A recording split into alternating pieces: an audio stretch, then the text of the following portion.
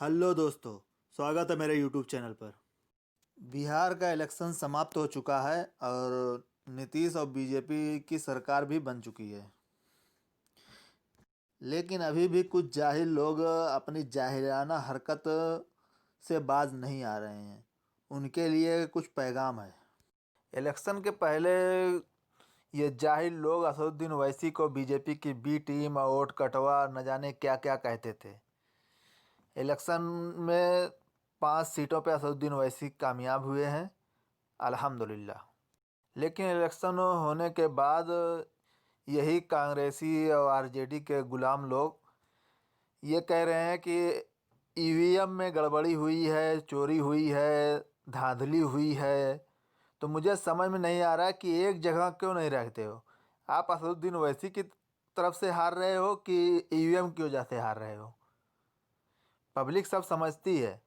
Election के पहले असदुद्दीन ओवैसी की वजह से हारते हो, इलेक्शन हो जाता है तो ईवीएम की वजह से हारते हो। ये सब क्या है? अरे एक जगह रुको तो पहले। उनके कुछ नेता कहेंगे कि ईवीएम की वजह से हार रहे हैं, वहीं कुछ नेता कहेंगे असदुद्दीन ओवैसी की वजह से हारे हैं। अरे बिहार में और भी गठबंधन था, ध्यान लगाओ पहले। पप्पू यादव बिहार की जानी मानी हस्ती है, कई बार के सांसद और विधायक रह चुके हैं। उनकी पार्टी बहुत पुरानी है बिहार में। उनकी पार्टी पूरा एक गठबंधन बनाई थी, पूरे बिहार में इलेक्शन लड़ी थी। जानते हो कितनी सीट मिली है? 0 का वोट नहीं मिला उनको। उनको भी बहुत सारी वोट मिली है, लेकिन उनको नहीं कहेंगे,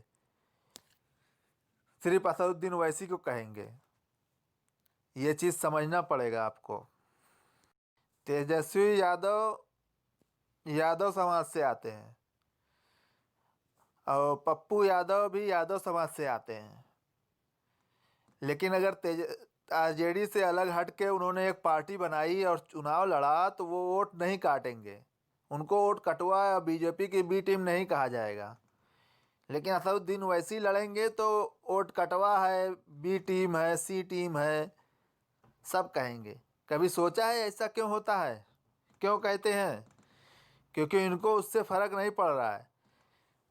कोई आदमी कोई भी समाज का हो, निकल के अगर अपनी नई पार्टी बनाता है तो उससे नहीं फर्क पड़ता। लेकिन अगर मुसलमान निकल के अपनी पार्टी बना लिया तो वो बीजेपी के आदमी हो गया, उनका वोट कटने लगा है सिर्फ मुसलमान के लिए।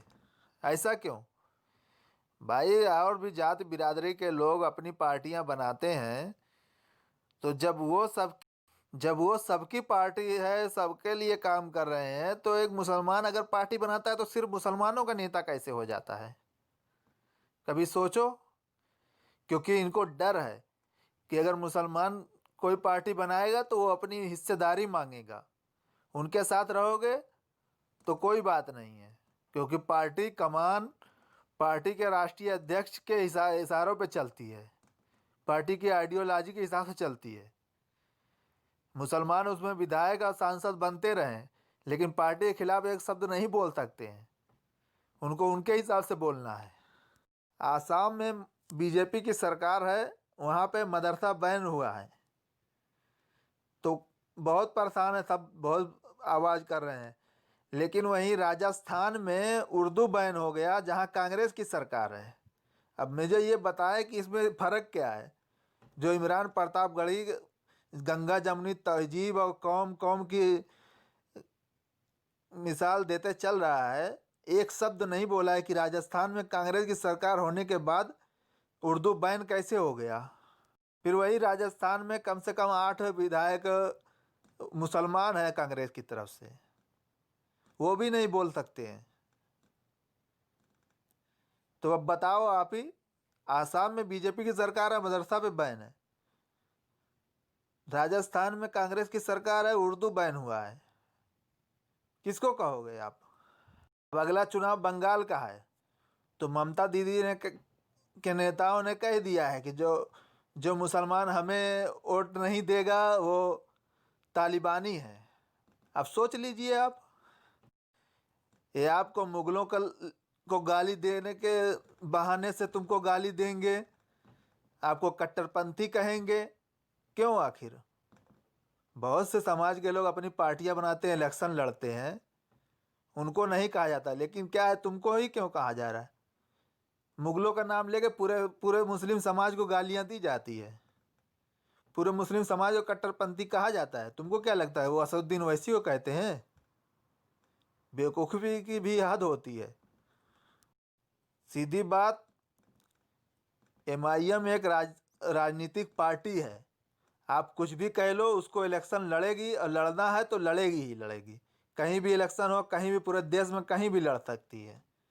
आप कुछ भी कहो, उससे कुछ नहीं फर्क पड़ता, वो इलेक्शन लड़ेगी, क्योंकि वो एक राजनीतिक पार्टी है। अगर इतना ही है, कट्टरपंथी और तालिबानी पार्टी है, इलेक्शन कमीशन के गाइडलाइन के हिसाब से चल रही है, नहीं तो अब तक इलेक्शन कमीशन बैन कर देता। लेकिन पब्लिक को गुमराह करने के लिए तुम कुछ भी इल्जाम लगाते रहो, क्या फर्क पड़ता है? इसलिए गुलामों से गुजारिश है कि बाज आ जाओ, कम से कम अपने नेता के ही हिसाब से चल लो। तुम्हारे जो बड़े नेता है उनके हिसाब से भी चल लो। जब वो कह रहे हैं आज ईवीएम के साथ हारे हो, तो फिर वो ऐसी के पीछे क्यों पड़े हुए हो? तुमको पीछे लगा के वो अपना फायदा कर रहे हैं, तुमको समझ में नहीं आती है। ठीक है, पड़े रहो, इलेक्शन तो लड़ेगी।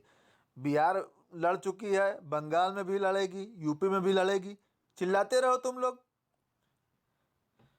तुम्हारे इसी तरह चिल्लाने से ही तो हमारा फायदा है। अल्लाह का शुक्र है कि आवाम समझती है, इसके लिए तो और हमारी तरफ आती है। तुम ही लोग की देन है, मैं तो तुम लोगों को कभी नहीं कुछ कहता, क्योंकि बार बार जब झूठ बोलोगे तो पब्लिक भी समझती है कि कौन झूठ बोल रहा है, कौन सच बोल रहा है। आज के लिए बस इतना ही।